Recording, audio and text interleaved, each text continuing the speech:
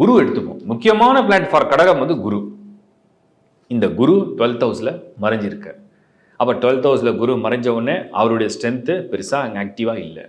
இந்த பக்கம் 2nd ஹவுஸில் கேது இருக்குது. ஆனால் கேதுவை நிவர்த்தி செய்கிற மாதிரியோ, கேதுவை சாந்தப்படுத்துகிற மாதிரியோ, இல்லை கேதுவை பாசிட்டிவாக ஆக்டிவேட் பண்ணுற மாதிரியோ எந்த பிளானட்டும் பர்டிகுலராக கனெக்ட் ஆகலை. அந்த பக்கம் 8th ஹவுஸில் ராகு, அவருக்கு ஹவுஸ் லார்டு வந்து சனி. சனி ஆல்ரெடி கடகத்துக்கு வந்து ஒன்றும் ஃபேவரே இல்லாத பிளானட்னு வச்சுப்போம். இப்போ இந்த ஒரு ஸ்டேட்டஸில் நல்லது நடக்கலை எப்படி நடக்க விடும்? நான் சொல்கிறது தொந்தரவு, முக்கியமான மெயின் தொந்தரவை விலகி வச்சிருக்கு, அது சனி. பட்டு இதெல்லாம் வந்து என்னென்னா, அது மெயின் வில்லன்னா இது சப்பு, அவங்களாம் வந்து உங்களை ப்ரெஷர் கொடுக்குறாங்க. இப்படி ஒரு கேல்குலேஷனில் வச்சுக்கோங்க. இதில் வந்து நம்ம மற்ற பிளானட்டோட டிரான்சிஷனை வந்து அப்சர்வ் பண்ணி பார்த்தோம்னா, இந்த மாதம் பர்டிகுலராக, இந்த மாதம் நான் சொல்கிறது வந்து செப்டம்பர் மாதம் செவ்வாய் நல்லா ஸ்கோர் பண்ணுவார். இந்த மாதம் வந்து உங்களுக்கு ரொம்ப பாசிட்டிவான ஒரு விஷயம் என்னென்னா, செவ்வாய் ஸ்கோர் பண்ணுவார்.